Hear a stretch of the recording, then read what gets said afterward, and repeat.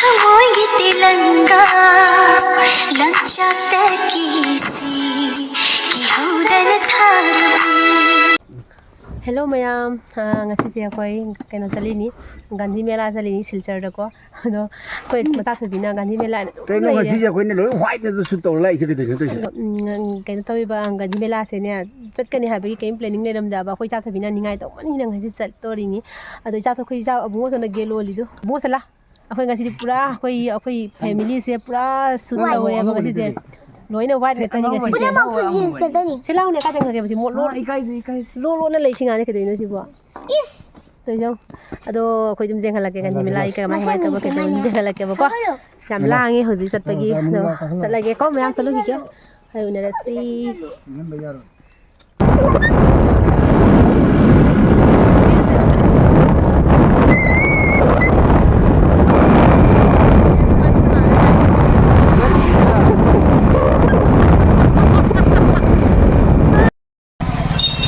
मुझे गाड़ी खाली जाऊरे गाड़ी खाली दगी आइगा बुगा असिगा कुंधरा ले हौरे कोई गाड़ी दुगा ने मी मरी चटपदो मई चटप यादे दना दुगी टाउन संगबनी ने मी मरी दो यारोय ना जुमदगी कनो फौदी लाएबा गाड़ी खाली फौदी लाए दुगा कोई हुजी तुगी दा फमे बुगा को बाई ले हौरे आई मा का सखरो हाय बको आई तमदा लाके ना दो मा यादे बा आई का जकने मा ga ji तुगी दा चली अदुगा friend Gandhi Mela yauraga jangan lagi apa kok mai tau ge itu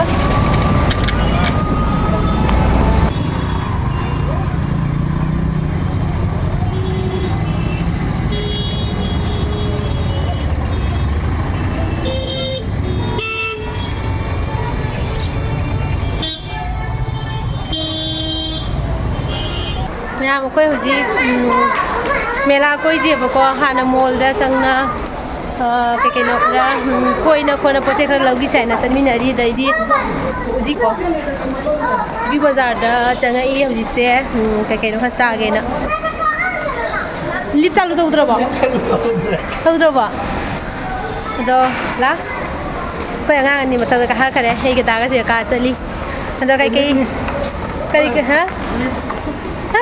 lip nai ungale sonda lip se kana ta udra lip se tha de ba अदुगे हुजी काखली सिदा काखलगा रेस्टोरेंट ही के गइनो साबा दाबा खरा दुम सागे न ngasi ko ado abungo se magi khoigi jumda lakpadagi ma khoi ba mo pubidri aba ndu ngasi pubidai ne Silchar da mela su dum koi jara sanu aina masatani restaurant la satse ngasi restaurant da sao silao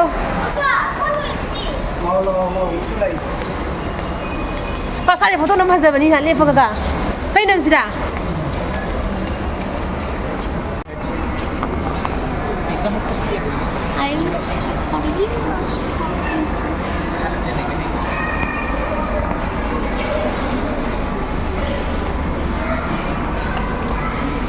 kai da ta sai no kwa wow abu ngona kai ta ningi pizza ta ningi kai ta ningi kita ningi ha hai ro se sana pizza nun mai to da bra sonara ke lei no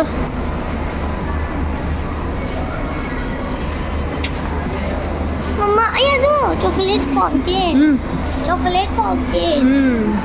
cha na sa ning bra du mama hao na ko he cha si na ha na ka sa ro gi si photo uta ke sa ro gi sa ba sponge stunning ha sponge yung dikit Macam tu lagi juga. Macam tu. Dah. Kai sa pizza ta sai ro. Pizza ta sai ro. Mo bu than ro pizza na. Ha. jam jai हम जा रहे हैं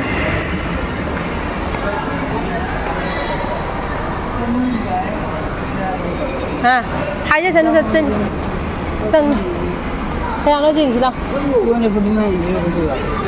सिगा कोई 250 पिया साब संगी सिदा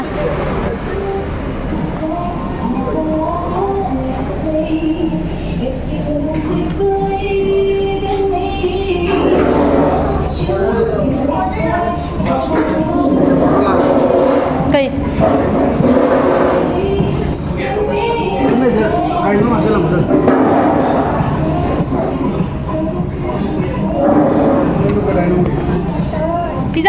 စားတိတ်ကလေးတုံးတိတ်ကပို့လိုက်ကြည့်မဲเมนูပြောရခွေကြီးကိတ်စားပြရပါစားခဲ့တဲ့စနေ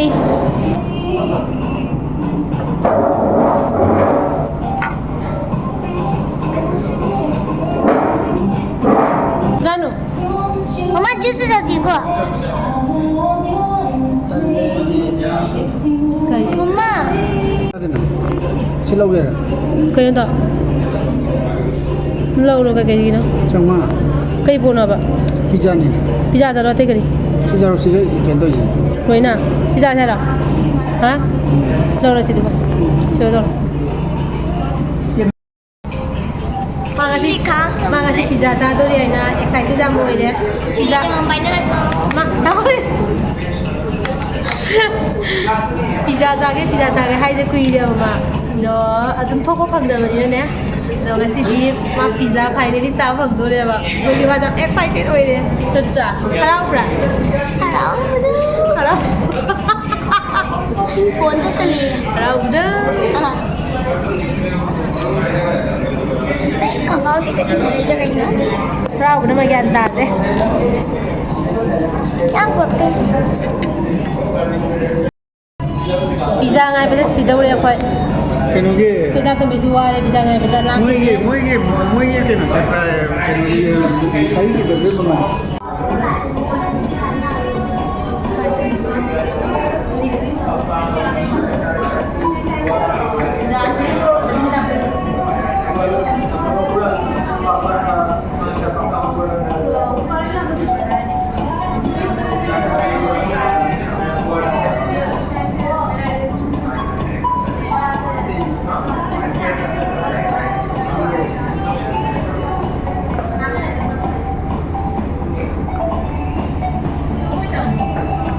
เฮ้ยชนะพี่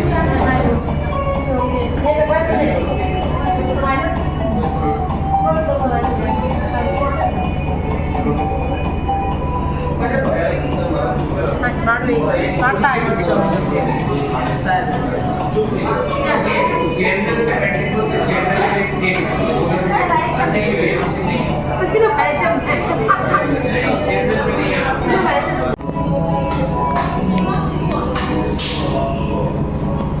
Xin cả tôi lại chứ.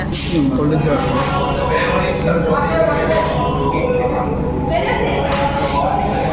你都不能睡。 Cứ lo không được à, hôm nay về trọ. 哎呀妈！ Đây rồi nè. ไปดิ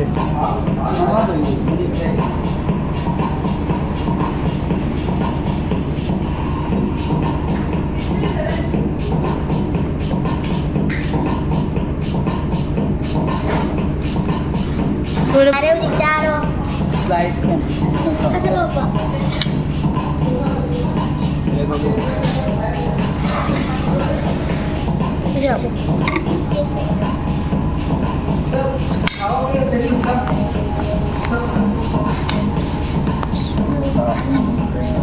thao ra nữa em.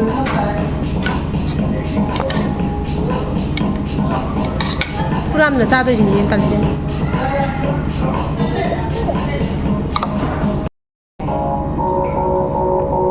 Học ra cái gì vậy? Học tiếp thì học ra. ชนะพี่จะเล่นได้กันทางอาจารย์ครับ Wow.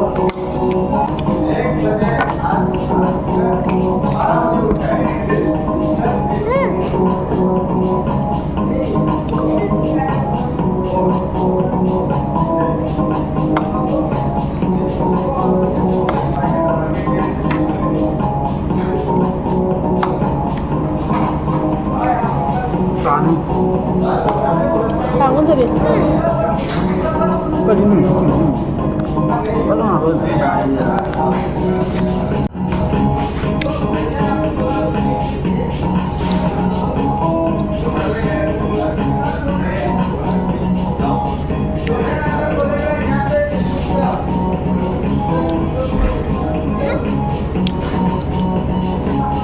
我现在逼迫来的坑的。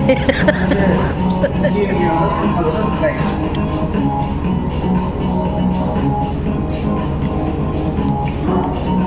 เ ꯇꯧꯕꯤ ꯍꯩꯕꯤ pizza ꯆꯥ ꯐꯪꯕꯒꯤ ꯑꯩꯈꯣꯏ ꯀꯩꯅꯣ paper ꯇꯧꯔꯤꯀꯣ fridge ꯇꯩꯁꯟꯒꯅꯨꯀꯣ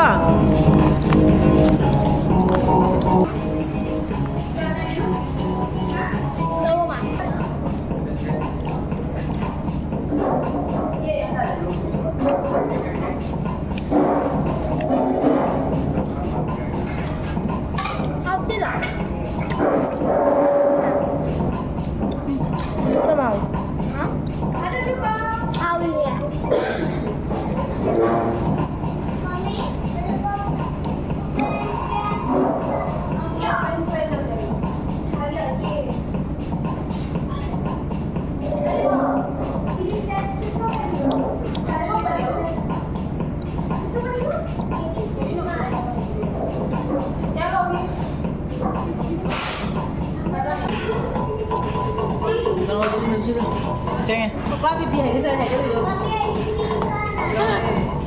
Selain halasi kan ni mila aku ni dapat cerita tahu bani nak kedua.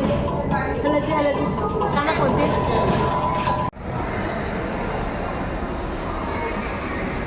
Saya kau.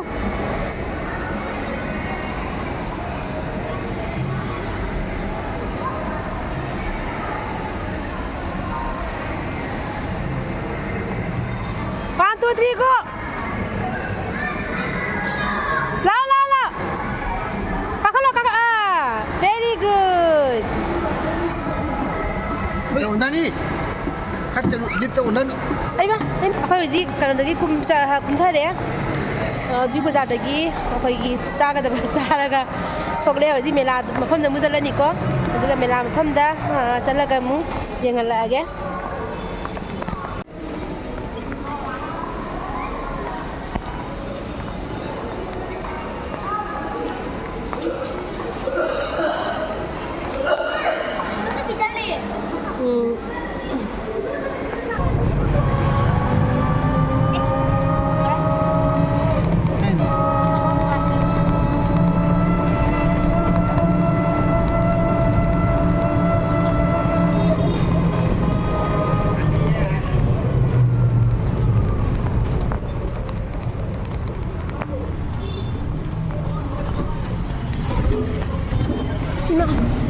Senang kan yang jadi.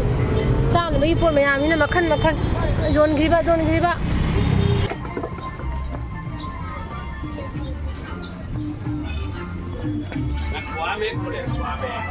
Ganti mila Haudri.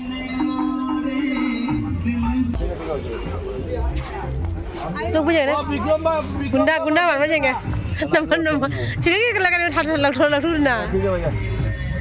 Wah, ada ye?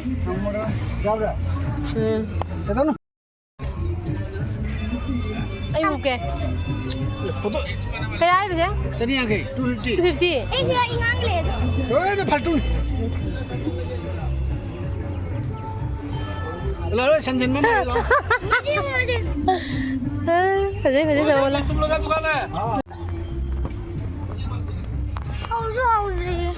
Haudri ni dah ni mela. Ha?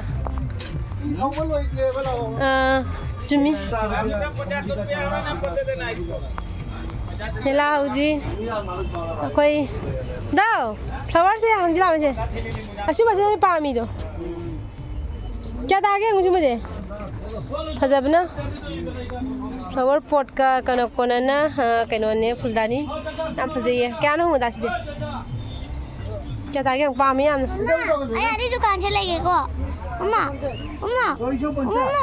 आया दुकान से लेके को खदरा खदरा पामी वो जुंगे हैं corner का तंबा है तो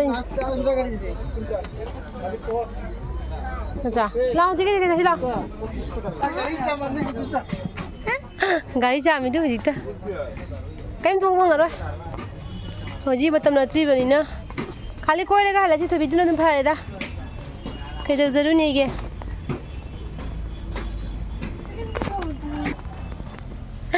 ना पास आ रही हूँ काका लो ना मैं यहाँ मुझे कहना था उधर बा कोई गंदी में लाज कोई जिंगन लाग पनी है ना अयु पुंग 11:30 जगह थोक लगी नहीं बकोय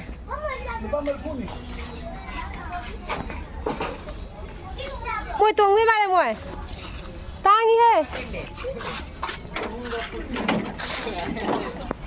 ไม่จำ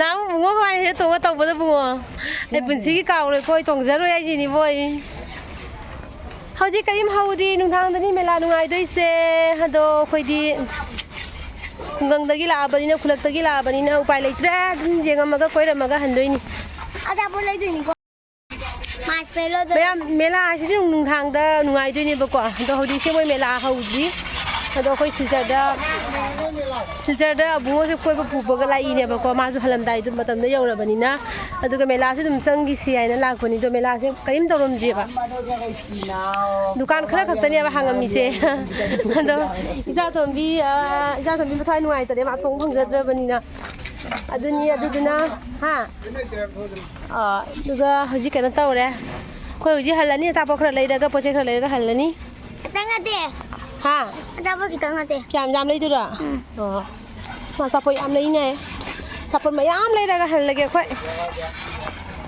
Lama tu nama besar di lau je. Tidak. Camera ai siang dah benar. Tak tahu je. Besar besar di lau je. Ni besar di lau je. मागे कहीं लोग ये सातों बीस से मास मिलो आए खंग जे करीब बोलो खंग जे एक खंजरी चांद में फोन आए 150 भी बेगे सीधा सिलो भी जैसे Yang mobile yang bagi kanan ini. हमारे में काना दी से के साबा जाबा Tu burger je. कोई लोई खांगी Burger ke jauh ini. Ni kan ni burger. Ya. सिगा शुरू Mela orang tu. Mana awak? Sampai jauh lu kira. ค่อยที่ฮันเล่กันที่ไม่ลาตรงมาจับประตูเงี้ยค่อยไปจับประตูยำยังไงเด้ตรงไม่ยำประตูเงี้ยค่อยชนะไปเปี้ยนนะประตูเสียดีมา Mana? Yang awak tu mana? Mana orang nunggu macam apa tu nak kita betul sendok bila meh. เชียงตุกพี่ได้เมียค่อยตัวค่อยฮันเล่ค่อยที่คุงกังตะกี้ลากคนนี้เนาะไปเลยสบายใจเลยกันตาล้างกันตาฮันเล่ตัวกันที่ไม่ลากก็หูดีป่ะพอเจ็บมันนี่ก็เลยค่อยฮันเล่นี่ก็ตัว Bar hai. พยายามพอเจ็บมันนี่ก็ที่เลยเวลาตะกี้ นี่นะก็ไอ้บล็อกเสียมาตั้งที่เราชินจะเลยว่าอะไรยำนะบายบายจ้า